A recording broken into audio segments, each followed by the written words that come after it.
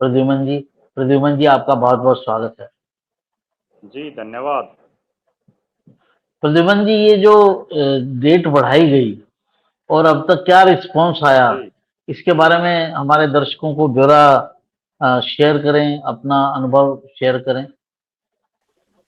देखो, हरियाणा प्रदेश में विधानसभा चुनाव के मद्देनजर कांग्रेस पार्टी ने सबसे पहले अपने जो उनके संभावित दावेदार हैं, जो जो लोग टिकट चाहते हैं, उनको आवेदन करने के लिए कहा गया। और सबसे बड़ी बात यह है कि वो आवेदन फ्री में नहीं, बल्कि जो जनरल सीटें हैं उन पर 20,000 रुपये, और जो एससी रिजर्व और जो महिलाएं जो आवेदन करेंगी उनके लिए 5,000 रुपये फीस रखी गई। इतनी भारी भरकम फीस जो ना रिफंडेबल है, उसके बावजूद प्रत्येक सीट पर बड़ी भारी तादाद में लोगों ने आवेदन किए। और आवेदन करने वालों की इतनी मारामारी रही कि आखिर के 5-6 दिन में तो हरियाणा प्रदेश कांग्रेस कमेटी का जो प्रदेश कार्यालय है उसमें दावेदारों का तांता लगा रहा। और इतनी भारी भारी भीड़ रही कि वहां संभालना तक मुश्किल हो गया सारे सिस्टम को। उसी के मद्देनजर रखते हुए प्रदेश कांग्रेस कमेटी ने प्रदेश के प्रभारी दीपक बाबरिया जी से विचार विमर्श करके और इस डेट को आगे बढ़ा दिया है। हरियाणा प्रदेश में लोकसभा के चुनाव में 5 सीटें जीतने के बाद कांग्रेस पार्टी की एक हवा बनती जा रही है, और उसी हवा में हर आदमी बहना चाहता है। जिस तरह की कांग्रेस पार्टी की सुनामी हरियाणा प्रदेश में लोग उम्मीद मान रहे हैं, उसमें हर आदमी तैरना चाह रहा है। इसी के मद्देनजर जिन लोगों ने आवेदन किए हैं, अगर आप उनको देखोगे मोटा मोटी, तो उसमें बहुत से किसान नेताओं ने भी आवेदन किए हैं, बहुत से सामाजिक कार्यकर्ताओं ने भी आवेदन किए हैं, बहुत से ऐसे लोगों ने भी आवेदन किए हैं जिनका कभी कोई कांग्रेस से वास्ता नहीं रहा है, लेकिन ना ही वो कांग्रेस में कभी सक्रिय सदस्य के तौर पर रहे हैं। उसके बावजूद उन लोगों की इच्छा है कि कांग्रेस पार्टी उन्हें अपना प्रत्याशी बनाए। निश्चित रूप से 20,000 रुपए की भारी भरकम धनराशि आवेदन के लिए, और उसके बावजूद हजारों लोग जिस तरह से आवेदन कर रहे हैं, कहीं ना कहीं ऐसा लग रहा है कि ये दर्शा रहा है हरियाणा प्रदेश में विधानसभा चुनाव का क्या परिणाम रह सकता है। जी तो प्रद्युमन जी, आपका क्या मानना है इससे? एक चीज तो साबित हो रही है कि लोगों में कांग्रेस को लेकर आशा है कि कांग्रेस का पलड़ा भारी है। तो आपका इसमें क्या आकलन है? जिस तरह से भारी भरकम भीड़ जुट रही है, तो क्या कांग्रेस के की तरफ जो हवा है, या सुनामी जो आपने शब्द यूज किया, वो कांग्रेस की तरफ ही है? और इसका क्या पार्टी को लाभ होगा, या इसके कुछ खराब परिणाम भी हो सकते हैं? देखो, फिलहाल जनता का क्या मूड है उस बारे में तो अभी नहीं कह सकते, क्योंकि वो तो जब जनता वोट देगी तभी पता चलेगा। लेकिन जो दावेदार हैं, जो चुनाव लड़ना चाहते हैं, उनमें जरूर कांग्रेस के प्रति एक आकर्षण है। और ये 10 साल के बाद ऐसा पहली बार देखा गया है जब इतनी भारी तादाद में लोग कांग्रेस पार्टी की टिकट के इच्छुक हैं। इसके इतर अगर हम देखें तो भारतीय जनता पार्टी के एक बड़े नेता मनीष ग्रोवर ने बाकायदा ये कहा कि वो अगला विधानसभा का चुनाव नहीं लड़ना चाहते। हालांकि बाद में उन्होंने यू टर्न भी ले लिया, लेकिन बीजेपी में 90 के 90 विधानसभा क्षेत्रों में इक्का दुक्का लोग ही विधानसभा के हिसाब से टिकटें मांग रहे हैं। कुछ एक 15-20 विधानसभाओं को अगर छोड़ दें तो अधिकतर विधानसभा क्षेत्र ऐसे हैं जहां 2-3 या एक ही संभावित दावेदार बीजेपी में दिखाई दे रहा है। वहीं कांग्रेस में 10 से 15 से 20-20 पर संभावित दावेदार तक दिखाई दे रहे हैं। विशेषकर जो एससी रिजर्व सीटें हैं, उनमें तो दावेदारों की संख्या बहुत ज्यादा बढ़ चुकी है। जब ये आखिरी सूची आएगी कि किस विधानसभा क्षेत्र से कितने लोगों ने अपना आवेदन किया, तब हैरानी होगी कि एससी रिजर्व सीटों पर आपको सबसे ज्यादा आवेदन दिखाई देंगे।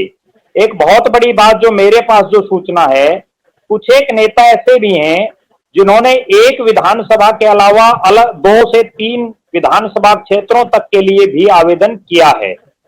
कहीं ना कहीं जिस तरह से लोग उमड़ रहे हैं, भावी दावेदार उमड़ रहे हैं, और यहां तक कि एक गजब बात मैं बताऊं, जो मेरे पास सूचना है, जो सामाजिक कार्यकर्ता, जो इस तरह के लोग जिनका राजनीति से, सक्रिय चुनावी राजनीति से बहुत ज्यादा वास्ता नहीं था, वो लोग 2019 में बीजेपी की टिकट के इच्छुक थे।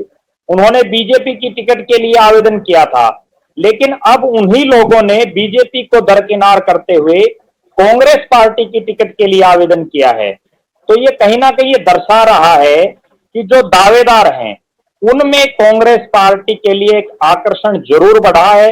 अब जनता जो फैसला लेगी वो तो जब वोटिंग होगी तब पता चलेगा, लेकिन इतना निश्चित है कि जो नेता हैं वो बीजेपी से विमुख होकर के कांग्रेस की तरफ देख रहे हैं। जी जी, ये जो सीटों पर आपने कहा कि जो रिजर्व सीटें हैं उनके ऊपर ज्यादा लोग जो है वो इच्छुक हैं चुनाव लड़ने के और अप्लाई कर रहे हैं कि उन्हें टिकट मिल जाए। इसका कोई खास कारण नजर आता है क्या आपको? देखो, मैं इसके दो कारण मानता हूं। एक कारण तो ये है कि वहां जो आवेदन की फीस है वो मात्र 5,000 रुपए है, जिससे बड़ी संख्या में लोगों ने आवेदन किए हैं। दूसरा कारण मैं ये मानता हूं कि जो एससी रिजर्व सीटें हैं हरियाणा प्रदेश की, वो तमाम 17 की 17 ग्रामीण परिवेश की सीटें हैं, जिनमें शहरों का बहुत कम दबदबा है। और जो ग्रामीण सीटें हैं उनमें किसी समय चौधरी देवीलाल के परिवार और उनकी पार्टियों के नेता प्रत्याशी अधिकतर जीतते थे। अब जो हालात है, क्योंकि चौधरी भूपेंद्र सिंह हुड्डा का जो किसान कौम है या जो जाट जाति है उसमें बड़ा जबरदस्त प्रभाव है, और ये जो एससी रिजर्व सीटें हैं इनमें से अधिकतर सीटें किसान बाहुल्य और जाट बाहुल्य हैं। तो कहीं ना कहीं मेरा ऐसा मानना है कि इन सीटों पर कांग्रेस पार्टी के जीतने की संभावना ज्यादा है, जिसकी वजह से आवेदन ज्यादा होंगे। इसके इतर जो शहरी सीटें हैं जहां कांग्रेस पार्टी का इतना दबदबा नहीं है, वहां आज भी भारतीय जनता पार्टी कांग्रेस के मुकाबले ठीक ठाक हालात में है। उन सीटों पर जब आप देखोगे तो वहां आवेदन आपको कम मिलेंगे। जी जी, तो मोटे तौर पर आपका ये कहना है कि ग्रामीण जो इलाके हैं वहां पर काफी कांग्रेस के पक्ष में हवा चल रही है, और शहरों में उतना अभी नहीं कहा जा सकता, लेकिन ये तय है कि ग्रामीण क्षेत्र की जो सीटें हैं वहां पर कांग्रेस जो है वो 2 कदम आगे है बीजेपी से। देखो, बिल्कुल ये बात बिल्कुल सही है। जब लोकसभा का चुनाव आया तब भी जो परिणाम आया था, जहां जहां ग्रामीण क्षेत्र ज्यादा थे उनमें कांग्रेस जीती है, जहां शहरी क्षेत्र या शहरी मतदाता ज्यादा थे उनमें भारतीय जनता पार्टी जीती है। और इसी कमी को दूर करने के लिए अभी कांग्रेस पार्टी के दो बड़े नेता कुमारी शैलजा और दीपेंद्र सिंह हुड्डा तमाम 90 के 90 विधानसभा क्षेत्रों के जो शहरी क्षेत्र हैं, जिन जिन भी इलाकों में, वहां पद यात्राएं कर रहे हैं। वो केवल शहरों में कांग्रेस पार्टी के पक्ष में माहौल बनाने के लिए इस तरह के प्रयास कर रहे हैं ताकि हरियाणा प्रदेश में कांग्रेस की सरकार आ सके। जी, एक चीज और प्रद्युमन जी साफ कीजिए कि हरियाणा में कितनी सीटें हैं जिन्हें शहरी कहा जा सकता है और कितनी सीटें हैं जिन्हें ग्रामीण कहा जा सकता है? देखो, हरियाणा प्रदेश में मोटा मोटी अगर बात करें तो लगभग 25 के आसपास सीटें ऐसी हैं जो शहरी मतदाता जिनको प्रभावित करते हैं, और उन 25 में से कई तो ऐसी हैं जो बिल्कुल प्योर शहर की हैं। जैसे अगर हम उदाहरण दें कि हिसार शहर की सीट है, रोहतक शहर की सीट है, ये तमाम जो शहरी सीटें हैं। अगर कुछ एक सीटें ऐसी हैं जैसे भिवानी सीट है, उसमें भिवानी सीट के अलावा गांव का भी कुछ एरिया आता है, लेकिन उसमें जो हार जीत का फैसला वो शहरी मतदाता ज्यादा करते हैं। जींद विधानसभा की सीट है, उसमें भी गांव काफी आते हैं, लेकिन शहरी मतदाताओं का अच्छा खासा प्रभाव है। इसी तरह से अगर हम बात करें फतेहाबाद शहर की, उसमें बेशक फतेहाबाद शहर है, भट्टू है, भुन्ना है, ये 2 कस्बे और एक शहर है, उसके बावजूद ग्रामीण क्षेत्र भी बहुत ज्यादा है। तो कहीं ना कहीं 25 के आसपास सीटें हरियाणा प्रदेश में ऐसी हैं जिनमें शहरी मतदाता कहीं ना कहीं प्रभावित करता है। प्रद्युमन जी, जो लोकसभा के चुनाव हुए थे, उन लोकसभा के चुनावों में बीजेपी को असेंबली कॉन्स्टिट्यूएंसीज के हिसाब से देखा जाए तो 44 ऐसी सीटें थी जहां पर बीजेपी को बढ़त थी।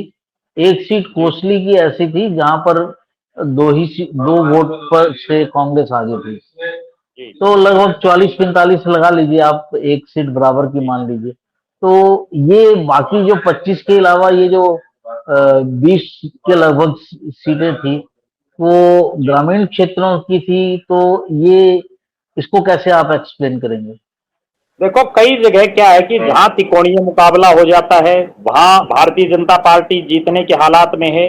दूसरी कुछ सीटें ऐसी हैं जिनको विशेषकर हम जीटी रोड बेल्ट की सीटें भी कह सकते हैं या अहिरवाल की सीटें कह सकते हैं, जिनमें बीजेपी का इन शहरी मतदाताओं के अलावा प्रभाव है। जैसे मैं एक उदाहरण दूं आपको, महेंद्रगढ़ जिले में 4 सीटें हैं टोटल, और उन चारों सीटों में महेंद्रगढ़ और नारनौल 2 बड़े शहर हैं। उसके अलावा अटेली और नांगल चौधरी 2 कस्बे आते हैं। हालांकि उन सीटों को हम जो है 2 सीटों को शहरी और 2 को प्योर ग्रामीण क्षेत्र है। महेंद्रगढ़ में गांव के भी बहुत बड़ा इलाका है, नारनौल में भी गांव आते हैं, उसके बावजूद चारों सीटों पर वहां भारतीय जनता पार्टी जीती है। मेरा कहने का तात्पर्य यह है कि शहरी मतदाताओं के अलावा जहां जहां बीजेपी के नेताओं का प्रभाव था, क्योंकि उस इलाके में राव इंद्रजीत सिंह का अपना एक प्रभाव था, जिसकी वजह से वो गिनती 25 से 44 तक पहुंच गई।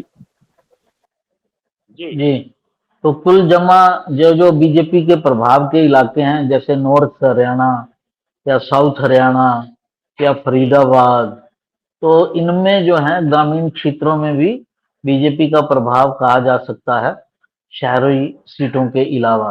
तो जो कुल मिलाकर अभी तो 44 सीटें हैं, लेकिन जिस तरह से कांग्रेस की जो आवेदनकर्ताओं की जो सूची है और जो भीड़ है, वो साफ दिखा रही है कि कहीं ना कहीं कांग्रेस को जनता उम्मीदवारों की नजर में अभी एज है, इसलिए ये स्थिति बन रही है।